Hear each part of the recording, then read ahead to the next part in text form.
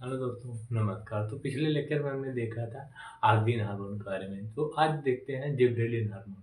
Gibberellin hormone क्या होता है, मतलब इसके बारे में आज देखते हैं क्या है। मतलब जिबरेलिन हार्मोन, इसका क्या है कि जिबरेलिन हार्मोन और जिबरेलिक एसिड इसको नाम है।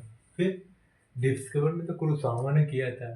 फर्स्ट रिपोर्टेड इन जापान, मतलब जापान में इन्होंने देखा कि ये डिजीज, मतलब राइस में एक डिजीज हो रहा था, जिसे बैक ने आप फूली डिजीज बोला इन राइस प्लांट।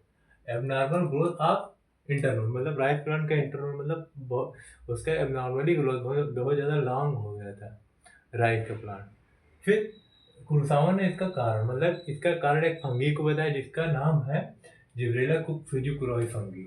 फिर याप्ता सुनकी आए, इन्होंने आइसोलेट एंड क्रिस्टलाइज एक केमिकल, मतलब एक केमिकल को निकाला और क्रिस्टलाइज किया, जिसका केमिकल नाम था जिब्रेलिक एसिड और जिब्रेलिन। जिब्रेलिक एसिड और जिब्रेलिन नाम था।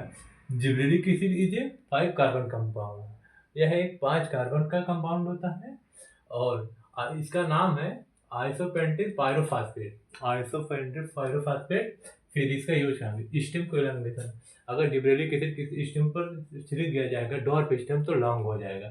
फिर बोल्टिंग, मतलब जिब्रेलिक एसिड मतलब स्प्रे ऑन शुगर बीट, मतलब वो चुकंदर के ऊपर छिड़क दिया जाता है तो स्टेम उसका लॉन्ग हो जाता है।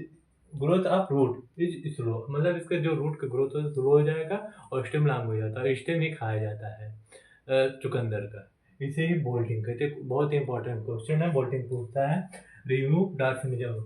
डार्फिज्म मतलब जो डॉर्फ प्लांट होता है, अगर उस पर छिड़क दिया जाएगा तो वो लॉन्ग हो जाता है, जिसे रिमूव डॉर्फिज्म कहते हैं।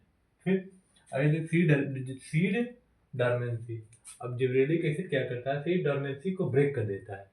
अब यह क्या करेगा, जिब्रेलिक एसिड एक्टिवेट करता है अल्फा एमाइलेज एंजाइम को। और अल्फा एमाइलेज क्या करेगा, प्रमोट सीड जर्मिनेशन। इसको अल्फा एमाइलेज सीड जर्मिनेशन को प्रमोट कर देता है। फिर देखिए seed germination is hydrolytic process, या एक हाइड्रोलिटिक प्रोसेस है। फिर पांचवा फंक्शन इसका देखिए ब्रॉडली, मतलब अगर किसी पत्ती पर छिड़क दिया जाएगा जिब्रेलिक एसिड तो वो मतलब चौड़ी हो जाती है।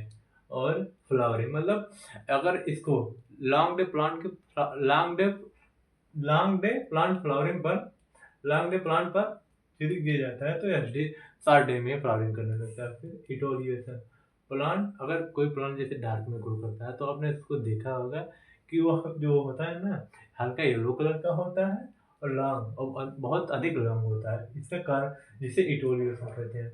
और कारण क्या है, जो जो छायादार स्थान पर उगते हैं उसमें फ्लेविनॉइड एक केमिकल होता है, फ्लेविनॉइड नहीं बन पाता है। और फ्लेविनॉइड क्या काम करेगा, जिब्रेलिक एसिड को इनहिबिट करता है, मतलब उसके अधिक इफेक्ट को इनहिबिट करता है। लेकिन अगर छांव में उग रहा है तो उसमें फ्लेविनॉइड बनेगा नहीं।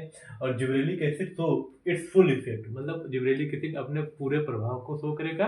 और प्लांट जो होता है ना नॉर्मली बहुत ही लंबा होगा और येलो कलर का होता है। फिर इसे ही इटोलिएशन कहते हैं।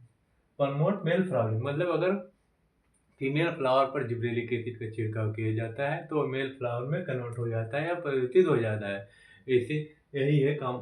कुछ रोचक जानकारी जिब्रेलिक एसिड के बारे में। ऐसे ही वीडियो के लिए जानकारी के लिए हमारे चैनल को लाइक और सब्सक्राइब करें। थैंक यू दोस्तों।